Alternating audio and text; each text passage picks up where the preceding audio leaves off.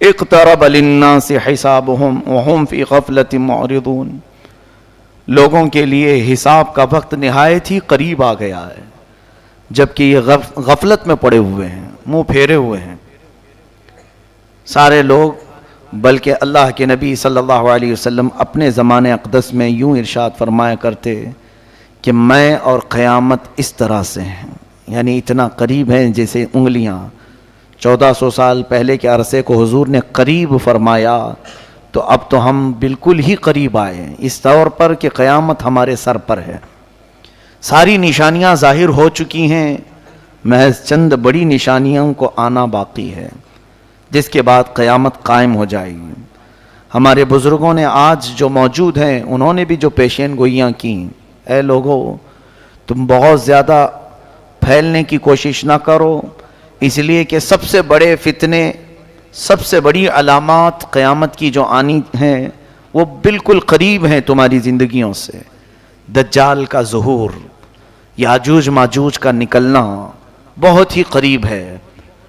اللہ تعالیٰ قرآن میں آج کی اس پارے میں ہم نے یہ بھی پڑھا، حتی اذا فتحت یاجوج و ماجوج، یاجوج ماجوج کو کھول دیا جائے گا۔ یہ کوئی دو آدمی نہیں ہے، ایک بہت بڑی فوج ہے، بہت بڑی فوج، اتنی کہ انسانوں سے بھی زیادہ ہیں۔ اور یہ جب دنیا میں داخل ہو جائیں گے، ان کو اللہ تعالیٰ نے جزیروں پر قید کیا ہے۔ سد سکندری قرآن پاک میں اس کا بھی ذکر آیا ہے، کل 16ویں پارے میں ہم نے پڑھا تھا۔ حضرت ذوالقرنین ایک بزرگ ہیں جن کا تذکرہ آیا ہے، سکندر ذوالقرنین، اللہ نے ان کو پوری دنیا کی بادشاہت عطا فرمائی تھی، تو ان کو اللہ تعالیٰ نے حکم دیا تھا کہ یہ یاجوج ماجوج اس زمانے میں بہت فساد مچاتے تھے کہ ان کو قید کر دو کہیں پر۔ تو لوگوں نے آپ سے کہا، قالوا یا ذا القرنین ان یاجوج و ماجوج مفسدون فی الارض فہل نجعل لک خرجا، یہ زمین میں اتنا فساد مچاتے ہیں تو آپ ہمارے لیے کوئی ان سے نکلنے کا راستہ بنا دیجئے۔ تو انہوں نے ایک دیوار بنائی تھی جس کا ذکر قرآن پاک میں ہے۔ حضرت ذوالقرنین نے سیسا پگھلا کر کے ایک بہت ہی مضبوط دیوار کھینچی۔ وہ دیوار کہاں ہے اللہ بہتر جانے، ہمیں قرآن نے اتنا کہا ہے کہ انہوں نے دیوار میں انہیں قید کیا۔ اور آتونی زبر الحدید حتی اذا ساوا بین الصدفین وقال انفخوا حتی اذا جعلہ نارا قال آتونی افرغ علیہ قطرا، یہ ذکر جو ہے ان کے دیوار بنانے کا ہے۔ پہلے اس سیسے کو پگھلایا گیا، آگ بنی، پھر اس کو مضبوط کیا گیا، پھر دیوار تعمیر ہوئی۔ اب وہ یاجوج ماجوج کی جو فوج ہے انہیں قید کر دیا گیا۔ حدیث پاک میں ہے وہ روزانہ دیوار کو توڑنے کی کوشش کرتے رہتے ہیں، پوری رات بھر دیوار کو چاٹتے ہیں یہاں تک کہ وہ تھوڑی باقی رہ جاتی ہے۔ تو تھوڑی باقی رہتی ہے، صبح کے وقت وہ تھک جاتے ہیں اور کہتے ہیں چلو باقی کا کل کر لیں گے، یہ کل نکل جائے گی۔ وہ جیسے ہی واپس آتے ہیں اللہ تعالیٰ اس دیوار کو جیسی تھی ویسی بنا دیتا ہے، روز کا معمول ان کا ہے۔ اور پھر فرمایا گیا کہ اخیر میں وہ یہ کہیں گے، پوری دیوار کو چاٹتے چاٹتے یا توڑتے توڑتے قریب کو پہنچ جائیں گے، تب وہ یوں کہیں گے انشاءاللہ کل تو ختم ہو ہی جائے گی، اللہ نے چاہا تو وہ جس دن وہ کہیں گے تو پھر وہ دیوار ٹوٹ جائے گی، انشاءاللہ کا استعمال کریں گے۔ اس کے بعد دیوار جب ٹوٹے گی تو وہ پوری فوج داخل ہوگی پوری دنیا میں، اور وہ اتنا فساد مچائیں گے کہ ہر چیز کو کھائیں گے، ہر چیز کو، یعنی ان کے لیے کوئی کھانے کی چیزیں مخصوص نہیں، پوری کھیتیاں چر جائیں گے، پورے مویشی جانور چبا جائیں گے، استعمال کرنے والی چیزیں کھا جائیں گے، لکڑیاں کھا جائیں گے، کوئی چیز باقی نہیں چھوڑیں گے، سب چیزیں کھائیں گے۔ وہ ایک بہت بڑا فتنہ ہوگا قیامت سے پہلے، پھر اللہ تبارک و تعالیٰ انہیں ہلاک فرمائے گا۔ دجال کا ظاہر ہونا بہت ہی قریب ہے۔ دجال، کانا دجال جس کو کہتے ہیں، اس کی ایک آنکھ ہوگی، اس کی پیشانی پر کاف ر لکھا ہوگا، وہ صرف اہل ایمان دیکھیں گے، جن کے اندر ایمان ہے انہیں نظر آ جائے گا اس کی پیشانی پر کیا لکھا ہے، کافر لکھا ہوا ہے، اور جو منافق ہیں وہ اسے نہیں پہچان پائیں گے۔ وہ بڑی طاقتیں لے کر کے آئے گا اور لوگوں کو بہت بڑی آزمائش میں ڈالا جائے گا، اس طور پر کہ وہ لوگوں کو دکھائے گا پانی برسا کر کے، زمین سے سبزے اگا کر کے، جو مانگو وہ اسی وقت حاضر کر کے دکھا دے گا۔ سونا چاہیے وہ حاضر ہے، چاندی چاہیے وہ حاضر ہے۔ تو لوگوں سے وہ کہے گا کہ میں تمہارا خدا ہوں جس کی تم عبادت کرتے تھے، میں اتر پڑا ہوں۔ تو جو اسے مان لے گا تو وہ کافر و مرتد ہو جائے گا، اور جو نہیں مانے گا اسے وہ سخت سزائیں دے گا، یہاں تک کہ تیل کو گرمائے گا اور مومنوں کو اس میں ڈالے گا کھولتے ہوئے تیل میں، یا پھر کوئی مومن اس کو نہ مانے تو اس کی دونوں ٹانگ پکڑ کر چیر دے گا، ہلاک کرے گا۔ اس طرح سے سخت اذیتیں دے گا ایمان والوں کو، لیکن اللہ جس کے ایمان کی حفاظت کرے وہ دجال کے فتنوں سے محفوظ رہے گا۔ حضور اکرم صلی اللہ علیہ وسلم دعا کیا کرتے تھے، نعوذ بک من فتنۃ المسیح الدجال، اے مولا ہم تیری پناہ مانگتے ہیں مسیح الدجال سے، یہ کانا جو دجال آئے گا۔ تو اے لوگوں آپ بھی دعا میں مشغول رہیں، اس لیے کہ وہ زمانہ نہایت قریب۔ مجھے تو نظر آتا ہے کہ جو جو علامتیں دجال کے ظاہر ہونے کی بتائی گئی تھیں وہ سب آ گئی دنیا میں۔ جھوٹ کو سچ کر کے دکھانا عام ہو جائے گا، ہر جھوٹی چیز۔ یہ دجال کی ضروریت، یہ پوری میڈیا جو آج دنیا میں ہے یہ دجال کے آنے کی راہ ہموار کر رہے ہیں۔ اور دجال کیا ہوگا؟ یہودی اس کو مسیحا سمجھتے ہیں، یہودی اس کو اپنا مسیحا مانتے ہیں کہ وہ ہم سب کو پوری دنیا میں عزت دینے والا آئے گا۔ تو دجال کے آنے کے لیے یہودی پوری فیلڈ ہموار کر رہے ہیں، جگہ جگہ جو تمام چیزوں کا قبضہ، پورے سونے پر ان کا قبضہ ہے آج، جیولری، گولڈ، اتنے تعداد میں یہ جمع کرتے جا رہے ہیں کیونکہ یہ دجال کی کام آنے کے لیے۔ اور دجال ان کے لیے مسیحا ہے، بظاہر مسیحا۔ وہ یوں سمجھتے ہیں کہ ہمیں جنت دلانے والا آنے والا ہے۔ دیکھا نہیں آپ نے یہودی اکثر چیزوں میں، اپنے برانڈ میں یا اپنے لوگوں میں ایک آنکھ کا استعمال کرتے ہیں، وہ ایک آنکھ کا استعمال دجال کی علامات ہیں۔ وہ دجال کی پوجا بھی کرتے ہیں، عبادت بھی کرتے ہیں، اور اس کے آنے کی دعائیں کر رہے ہیں آج پوری دنیا میں۔ سال میں پورا اجتماع ہوتا ہے یہودیوں کا، اور وہ بار بار دعا کرتے ہیں کہ وہ جلدی سے آ جائے۔ تو یہ یہودی پوری اس کی فوج تیار ہے آج، سارا یعنی فیلڈ تیار کر دی گئی۔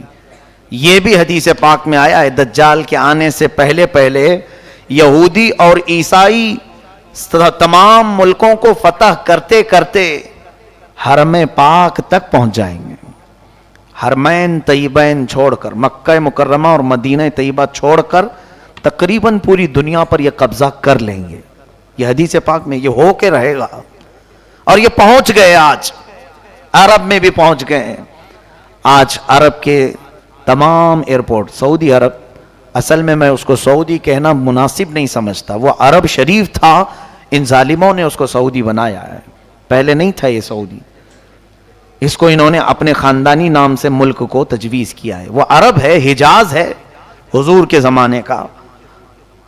وہاں اب تقریباً سیکورٹی کے تمام معاملات بادشاہوں نے اب اسرائیل کو دے دیا ہے، یہودیوں کو دے دیا ہے۔ حتیٰ کہ ابھی ابھی نئی خبر یہ بھی ملنے کو آ رہی ہے کہ حج اور عمرے کے تمام انتظامات اسرائیلی کمپنی کو دیے جانے والے ہیں، یعنی وہ بہتر سے بہتر سیکورٹی فراہم کریں گے۔ کتنے سالوں سے، کئی 100 سالوں سے اسرائیل کا اور عرب کا کوئی تعلق نہیں تھا، سفارتی تعلق نہیں تھا۔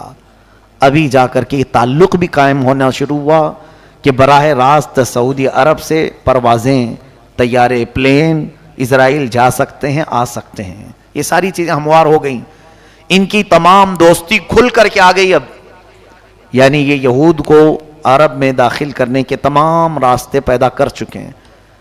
کیا یہ علامات نہیں؟ حضور صلی اللہ علیہ وسلم کی حدیثیں پڑھو، دجال کے آنے کی اور کیا علامات ہیں؟ فرمایا عرب جب کثرت سے گناہ میں مبتلا ہو جائیں گے، کثرت الخبث، یعنی خباثت عام ہو جائے گی۔ اسی کی تو ایک کڑی ہے کہ اب عرب میں بیچ بننے جا رہے ہیں، سینما تھیٹر کھلنے جا رہے ہیں، جوئے کے اڈے اوپن ہو رہے ہیں. یہ میرے آقا نے فرما دیا تھا عرب جو ہے خباثت میں مشغول ہو جائیں گے، علل اعلان برائیوں. پہلے سے تو تھی ان کے اندر لیکن اب کھل کر کے. یہ دجال کے آنے کی بڑی بڑی علامتیں ہیں. دریائے تبری جس کے متعلق یہ فرمایا گیا اس کا پانی سوکھ جائے گا تب دجال آ جائے گا. ابھی ہم نے رپورٹ میں دیکھا ہے کہ 2 یا 2.5 فٹ پانی اس میں بچ گیا ہے دریائے تبری میں. یہ تمام چیزیں اتنی قریب ہیں اور میرا مولا فرماتا ہے اقترب للناس حسابهم وهم فی غفلۃ. بہت ہی قریب آ گیا ہے لوگوں کے حساب کا وقت جبکہ یہ غفلت میں پڑے ہوئے ہیں.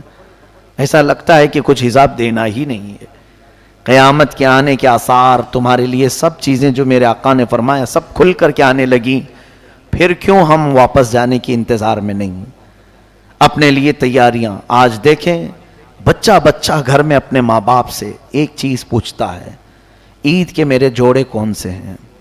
ماں باپ یا پھر تقریباً آج اکثر لوگوں کو آپ کسی مارکیٹ میں ہی دیکھیں گے سارے بازار بھرے ہوئے ہیں آج. کیوں؟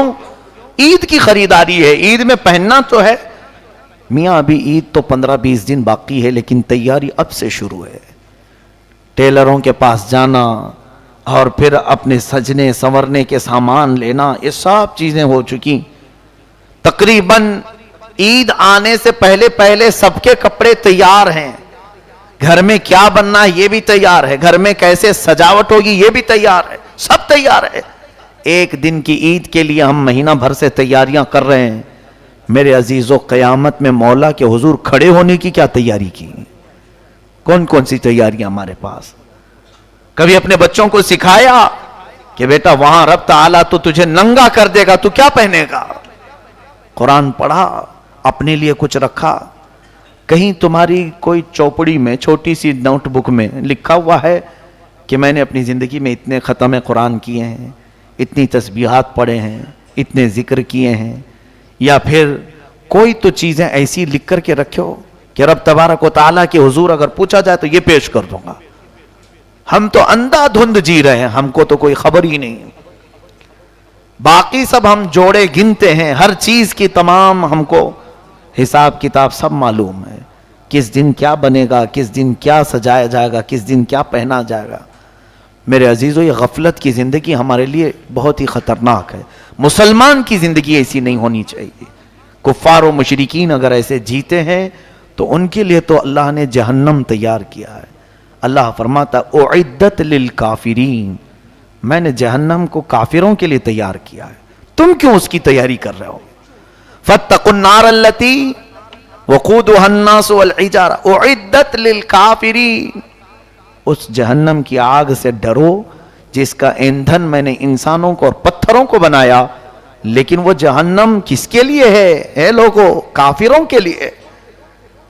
تم خوش نصیب ہو، اللہ نے تمہارے لیے کہیں پر بھی قرآن میں ایک جگہ بھی نہیں فرمایا کہ جہنم ہے، بلکہ سب جگہ تمہارے لیے فرمایا ان الذین آمنوا وعملوا الصالحات کانت لہم جنات الفردوس نزلا. جو ایمان لائے ہیں، عمل صالح کیے ہیں، اے لوگو ان کی مہمان نوازی کے لیے تو میں نے جنت الفردوس بنایا ہے. ایک جگہ نہیں، ہر پارے میں تمہیں ملے گا جنات تجری من تحتها الانہار خالدین فیہا. ایسی تمہارے لیے جنتیں میں نے بنائی ہیں، باغیچے ہیں جس میں نہریں بہ رہی ہیں، جو جائے گا اس میں ہمیشہ رہے گا. لیکن بندہ ہے کہ وہ مولا کی سجائی ہوئی جنت کو لینے کی تیاری کرنا نہیں چاہتا. کافروں کے کام اچھے لگتے ہیں، یہود و نصارہ کے عمل پسند ہیں. ہماری پوری قوم کو ان کی ایکٹیویٹیز میں دلچسپی ہے، ان کے کیریکٹر کو دل سے لگانے کو پسند کرتے ہیں. باقی رہی بات مصطفیٰ کریم صلی اللہ علیہ وسلم نے جو اخلاق کریمانہ دیے تھے، اور اسی لیے وہ سچ فرمایا تھا میرے آقا نے، دنیا میں ایسے جیو جیسے مسافر رہتا ہے، بہت جلدی تم چلے جاؤ گے یہاں سے، اور ہمیشہ کی زندگی کو کیوں یہ چھوٹی سی زندگی پر قربان کرتے ہو؟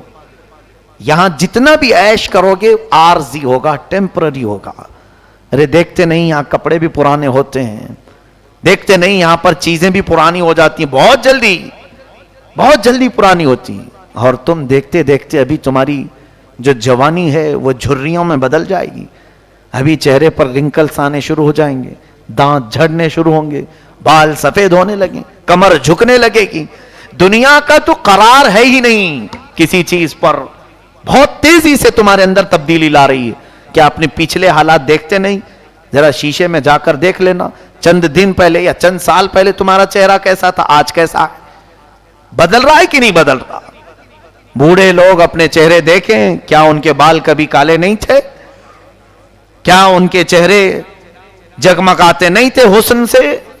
بہت جلدی تمہارے چہروں پر بھی جھریاں آ گئیں، بدل گئے. تو کیوں یہ نہیں سمجھتے کہ یہاں کی کوئی چیز میں قرار ہے ہی نہیں، پائیداری ہے ہی نہیں. بہت تیزی سے دنیا ہماری ساری چیزیں بدل دیتی. لیکن مولا فرماتا ہے جس کو میں نے جنتی لباس پہنایا وہ کبھی پرانا نہیں ہوگا. جنتی جو بھی اندر جائے گا وہ کبھی بوڑھا نہیں ہوگا. جو جوان ہے جوان ہی ہمیشہ کے لیے. وہ پائیداری ہے، اس کے اندر استقرار ہے، قرار ہے.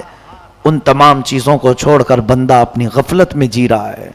اسے مختصر سا عیش چاہیے. خیر، اللہ ہمیں دنیا کی مکاریوں اور عیاریوں سے بچائے ہے. بس دنیا سے اتنا لے لو جتنا جینے کے کام آ جائے، اتنا حاصل کر لو جتنا یہاں سے زندگی گزر جائے، لوگوں کے سامنے ہاتھ پھیلانا نہ پڑے، اللہ اپنا محتاج بنائے رکھے، بس اتنی زندگی گزار لو. باقی رہی بات بہت زیادہ پھیلنے کی تو جنت میں پھیلا لو، وہاں زیادہ سے زیادہ پھیلا لو جتنا ہو سکتا ہے. تم کثرت سے دعا کرو. حدیث پاک میں ہے تمہیں ملے نہ ملے دنیا میں دعائیں قیامت کے دن پہاڑوں کے برابر نیکیاں اسے دی جائیں گی. پوچھے گا بندہ یہ کہاں سے مولا، میں تو اتنی نیکیاں کیا نہیں تھا. رب تعالیٰ فرمائے گا اے بندے تو دنیا میں روز مجھ سے مانگتا تھا، میں نے تجھے دیا نہیں، وہ سب یہاں کے لیے جمع کر رکھا تھا. بندہ کہتا ہے کاش میری دنیا میں تو کوئی دعا قبول نہیں کرتا، کوئی نہیں قبول کرتا، سب یہاں کے لیے رکھتا. تو آج تو میں فخر سے جنت میں سب کو بتاتا کہ میں سب سے زیادہ نیکیاں جمع کیا ہوں.